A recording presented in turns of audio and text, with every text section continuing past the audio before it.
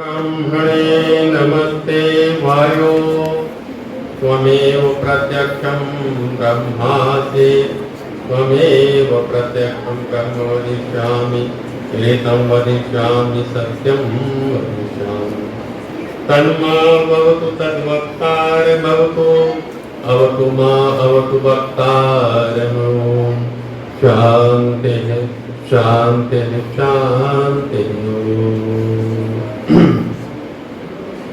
सम्मान के योग्य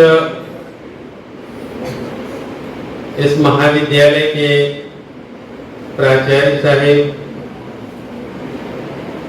हमारे साथ आए हुए रोहित जी और कृष्ण जी, इस विद्यालय के प्राध्यापक प्राध्यापिकाएं, शिक्षक शिक्षक कर्मचारी और हमारे देश के भविष्य प्यारे बच्चों,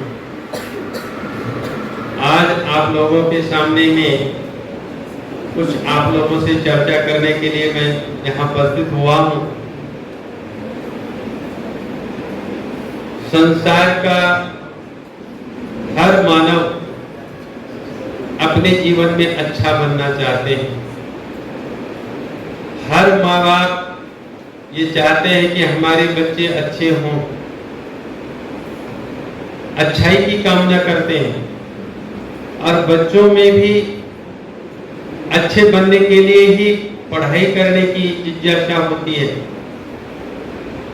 हम लोग यहाँ पर आए हुए हैं पढ़ने के लिए, विद्यार्थी बनकर के यहाँ पर पढ़ने के लिए आए हैं। तो पढ़ के क्या करेंगे? कोई कहेगा कि हम नौकरी करना चाहते हैं, कोई बिजनेस करना चाहेंगे, लेकिन मुख्य उद्देश्य बिजनेस करना या नौकरी करना ये नहीं होता। हमारा मुख्य उद्देश्य है अच्छा बने, मनुष्य बने, और मनुष्य बनने के लिए ही हम सबसे पहले हम शिक्षण ग्रहण करना चाहते हैं। और आज की पढ़ाई, आज का शिक्षण अगर मनुष्य नहीं बनाता है, नहीं बना पाता है, तो हमें विचार करना चाहिए कि आज की शिक्षण हमें उद्देश्य तक पहुंचाता है या नहीं। क्योंकि सबसे पहले मनुष्य बनना जरूरी है। आज हम देखते हैं कि आज की शिक्षण हमें कहीं हैवान बनाता है, चोर डाकू लुटेरे बनाता है। और आज की शिक्षण मुंबई में, जैसे मुंबई के पास 4 वर्ष की बच्ची के पर बलात्कार हो रहा है, निर्भया कांड दिल्ली में हो रहा है, कलकत्ता में डॉक्टर के साथ हुआ, हैदराबाद में डॉक्टर के साथ हुआ। तो क्या इससे हम ये साबित कर पाते हैं कि हमारे ये शिक्षण जो है हमें मनुष्य बनाता है? सबसे पहले हमारी शिक्षण हमें मनुष्य बनाता है। अगर मनुष्य हम नहीं बन पाते हैं तो ये शिक्षण हमारी शिक्षण नहीं है। याद रखिए, हमारी जो शिक्षण प्रणाली थी ये नहीं थी जो आज हम लोगों के सामने में है। प्राचीन काल के पर जब हम दृष्टिपात करते हैं तो वैदिक काल से लेकर के महाभारत तक, उसके बाद के काल तक हमारे गुरुकुलीय पद्धति से शिक्षण ये अंग्रेजों ने आकर के बंद किया है। और वहां पर जब हम पढ़ाते थे तो उस समय हमें मानवता की शिक्षण पहले ही दी जाती। आज हम अपने बच्चों को पढ़ाते हैं, जब हमारे पास बच्चे आते हैं तो क्या पढ़ाते हैं? अ म्हणजे अनार। क्या पढ़ाते हैं? अ म्हणजे अनार। बच्चे पूछते हैं अनार क्या होता है सर? तो एक फल ला करके अनार का हम दिखा देते हैं, देखो ये फल है अनार का, इसका क्या होता है? इसको खा करके खाते हैं, पर खाने तक सीमित रह गए। लेकिन प्राचीन पद्धति में ये नहीं हमारे पढ़ाए जाते थे।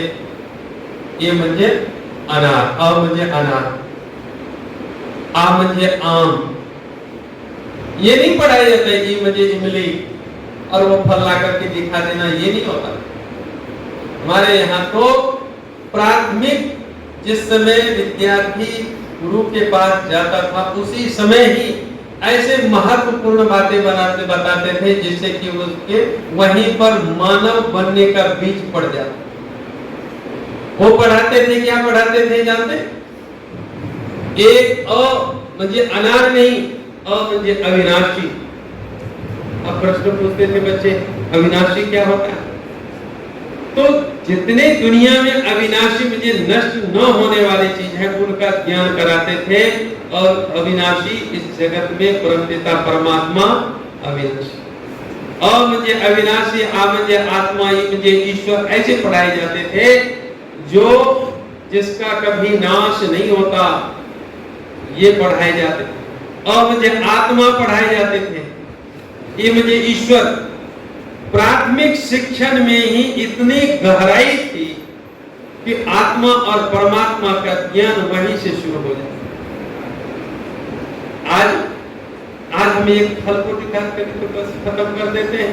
हमारे कितने सीमित होता है, और उस समय कितना बड़ा ज्ञान कराया जाता था प्राथमिक शिक्षण में ही कि अविनाशी वो परमपिता परमात्मा है। परमात्मा का ज्ञान कराया जाता था प्राथमिक शिक्षण में। आत्मा का ज्ञान उसी समय करा दिया जाता था, और आत्मा और परमात्मा का ज्ञान जब हो जाता था तो वहीं से अध्यात्म विद्या शुरू हो जाती थी। तो मानव ही बनता था, मनुष्य बनता था, पशु नहीं बनता था। आज की शिक्षण हमें पशु बनाता है। हम जन्म से कोई मनुष्य नहीं है। कहेंगे आप हम लोग मनुष्य योनि में आए तो हम मनुष्य कैसे नहीं? वेद कहता है कि मनोभाव तुम मनुष्य बन, और मनुष्य कब बनेगा? जब आपकी उत्तम शिक्षण प्राप्त होगा तब मनुष्य बनेगा। हम जन्म से कोई मनुष्य नहीं। अगर मनुष्य हम होते तो इस तरह की जो विभत्स घटनाएं हमारे द्वारा हो रहा है, क्या होता था? बिल्कुल नहीं होता। तो कहां कमी पड़ रही है? एक तो शिक्षण व्यवस्था में कमी पड़ रही है कि हम शिक्षण व्यवस्था हमारी ठीक नहीं है। हम अपने बच्चों को पूछते हैं तो आज गलत उत्तर मिलता है। बहुत चीजें हमें गलत पढ़ाई जाती है। उस समय छात्र को पढ़ाए जाते थे, वेदों का ज्ञान कराया जाता था।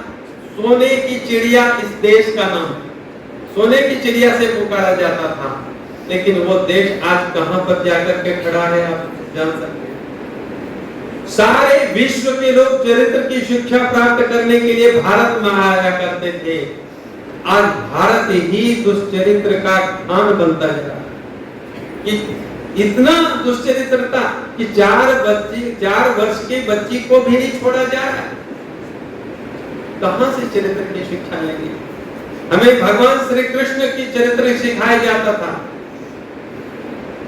जिस भगवान श्री कृष्ण ने 36 वर्ष में शादी की, उसके 12 वर्ष के बाद उनकी पत्नी कहती है, रुक्मिणी कहती है कि हे कृष्ण, हे आर्यपुत्र, गृहस्थ रूपी पेड़ तब सफल होता है, गृहस्थ तब सफल होता है जब उस पेड़ पर फल लगे।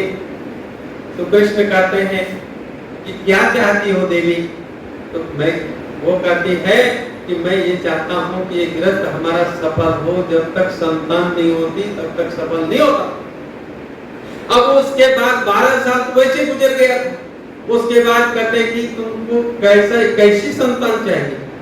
तो कहते हैं मुझे संतान आप जैसी चाहिए। तो मुझ जैसी अगर चाहिए तो फिर ऐसे राजमहल में रह करके मिलने वाली संतान नहीं है। फिर तो तुमको हमारे साथ चलना पड़ेगा। बोले कहाँ जाएंगे? जहां मैं जाऊंगा। और बद्री का आश्रम में, बद्री मतलब होता है ये जो आपको बैर खाते हैं, बैर के जंगल में वो गए जहां किसी पुरुष और किसी नारी पर नजर न पड़ती थी, जहां पर कोई जाते ही नहीं थे। अब बैर के जंगल में कौन जाएगा?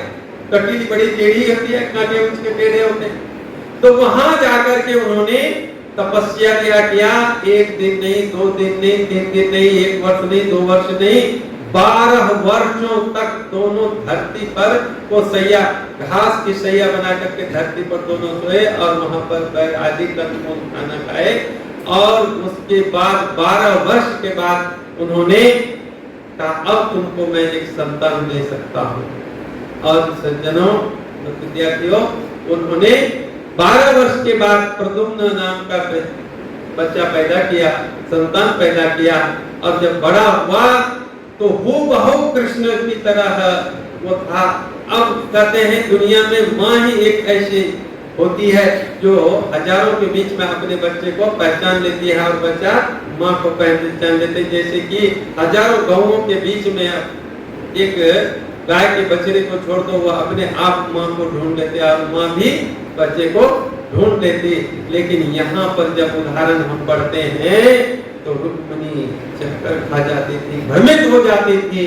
फिर अपने पति को कहा, पतिदेव मुझे ये समझ में नहीं आती कि आप आ रहे हो सामने से या प्रद्युम्न आ रहा है, इसलिए आप अपनी एक निशान रखिए। और उस समय उन्होंने मोर का पंख उनको कहा कि आप लगाइए, जिससे कि हमें पता लग गया कि ये हमारे पति आ रहे हैं, ये पति है, प्रद्युम्न नहीं है। तो इतना बड़ा उच्च आदर्श गुरुकुल में पढ़ करके और हमारी शिक्षण व्यवस्था में थी, जिसे हमने क्या कर दिया, चरित्रहीन बना के रख दिया। 16,000 लड़कियां थी, कदम के गाछ पर बैठते थे उसके बाद वस्त्रों को लेकर के, और महिलाओं को कहते थे कि हाथ उठा करके और बाहर निकलो।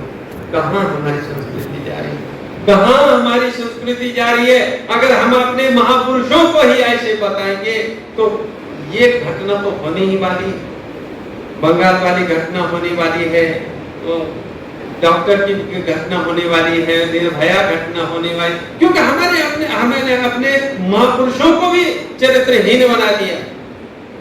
ये कैसे हो रहा है? तो शिक्षण व्यवस्था के दोष के कारण हो रहा है। वैदिक प्रणाली हमारी नहीं है शिक्षण, और आज की शिक्षण जो प्रणाली है वो हमें वो मौत की तरफ धकेलते हैं। इसलिए अगर हमें इस चीज पर विचार करते हैं तो क्या होना चाहिए? ये तो वैदिक प्रणाली होनी चाहिए शिक्षण की। अगर प्रणाली वैदिक हम नहीं बना सकते हैं फिर कैसे करेंगे? पोसने से काम चलेगा? दूध मैंने लाया पीने के लिए और दूध गया फट, अब दूध फट खा नहीं सकते हम, क्या हम फेंक दें? फेंकना नहीं है, आप में वो कौशल्य होना चाहिए तो उससे पनीर बना करके पनीर खाने की कौशल्य होना चाहिए। आप गुलाब जामुन बना सकते हैं, रोना नहीं। इसलिए मैं हतोत्साहित करना नहीं चाहता हूं कि आज की शिक्षण व्यवस्था में हम सुधार नहीं कर सकते हैं। ठीक है, उस समय की शिक्षण व्यवस्था चली गई, हमारे हाथ से छूट गई, लेकिन जो शिक्षण व्यवस्था है उसमें तो हम कुछ कर ही सकते हैं, और इस व्यवस्था को हम सुधार सकते हैं। कैसे सुधारेंगे? हर बच्चा अपने आप को अच्छा बनना चाहता है कि नहीं? बच्चा किसे कहते हैं? जो हर अवगुणों से बचा होता है। कैसे बचा रहता है? जैसे आपको हम पूछते हैं कि क्या नाम है बेटा, कहते हैं अनिल कुमार, सुनील कुमार, इधर बोलते हैं अनिता कुमारी, सुनीता कुमारी, बच्ची बोलती है। तो कुमार कुमारी क्या है? मैंने एक बच्चे को पूछा कि कुमार क्यों लगा हुआ है, कुमारी क्यों लगा हुआ है? तो एक बच्चा कहता है कि अभी शादी नहीं हुई है ना, इसलिए हम कुमार। इससे कोई मतलब नहीं है। हमारी पढ़ाई कितनी कमकुवत है आप समझ सकते हैं। सु का अर्थ होता है अच्छा, सुमार्ग, कु का अर्थ होता है बुरा, बुरा मार्ग है, कुमार्ग को बुरा मार्ग कहते हैं। उसी तरह से ये हमारी अभी ही बुराई मारने की अवस्था है, बुराइयों से बचने की अवस्था है। इसलिए हमें बच्चा कहते हैं। बच्चा का मूल शब्द है बच्चा, बच्चा जो बच्चा शब्द बना है कि हमें बचना है, बुराई को मारना है। और इस समय में, इस अवस्था में, बचपन की अवस्था में ही अगर ये शिक्षण प्राप्त हो जाए बुराई मारने की अवस्था, तो जिंदगी में कभी उसके बाद बुराई आ नहीं सकती। अगर यहाँ पर सत्य ज्ञान मिल गया तो जीवन भर उनका सत्य ज्ञान साथ में रहेगा और जीवन में कभी गलत नहीं चलेगा। अब यहीं पर अगर गलत मिल गया शिक्षण तो आगे भी गलत उसके साथ होता रहेगा। अब का सुधरा हुआ कभी बिगड़ता नहीं, अब का बिगड़ा हुआ कभी सुधरता नहीं।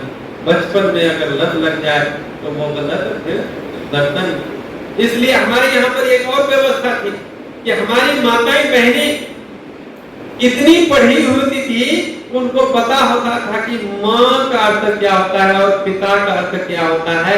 जब पता होता था तभी गृहस्थ जीवन में प्रवेश करते थे। आज हम गृहस्थ जीवन में किसको पता, पढ़े लिखे तो आज के पढ़े लिखे को पढ़े लिखे कहना ही नहीं चाहिए, क्यों? उनमें ज्ञान ही नहीं कि हमें संतान में किस लिए हमें गृहस्थ जीवन में जाना है।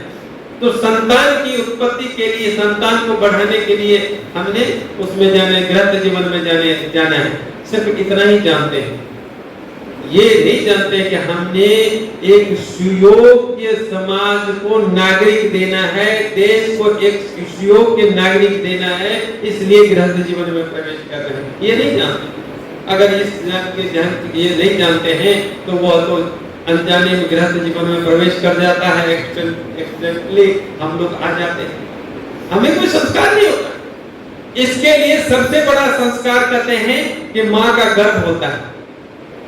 9 महीने में जो माँ पिता बनाना चाहेंगे वो बना सकते हैं, और जन्म लेने के बाद 5 वर्ष के बाद एक उंगली पकड़ करके हम स्कूल में पढ़ाने के लिए ले जाते हैं। हमारे शिक्षक सब कुछ कर देगा इसके ऊपर अच्छा संस्कार। याद रखना, हमारे ऋषि कहते हैं अब तो बहुत देर हो गया, अब बहुत देर हो गया। शिकागो की घटना आप लोग जानते हैं। हमारे विवेकानंद, स्वामी विवेकानंद जी गए थे शिकागो में, विश्व की बैठक हुई थी और 1883 में हो गए थे विश्व सम्मेलन में। और वहां पर जिस समय उन्होंने संबोधित किया कि बैठे हुए मेरे भाइयों बहनों, ओहो, इतना आश्चर्य उन लोगों को हुआ, हमें भाई कहा, कैसी ऊंची संस्कृति इनकी, कैसा संस्कार है इनके कि हमें भाई का, हमें बहन का। उनमें से एक महिला खड़ी हुई भाषण के बाद, कहा स्वामी जी मुझे थोड़ा सा टाइम देंगे क्या?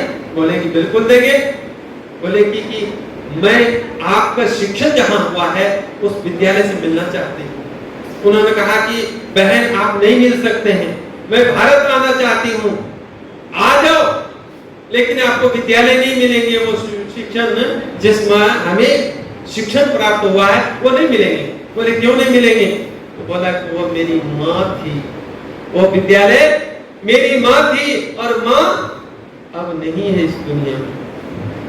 कहने का तात्पर्य है कि हमें गर्भ से ही जो शिक्षण मिल जाता है वो आगे जाता है, जो चाहोगे बना लोगे। लेकिन आज कितनी माताएं ऐसे हैं, बहनें हैं जो अपनी इस बात को जानते हैं।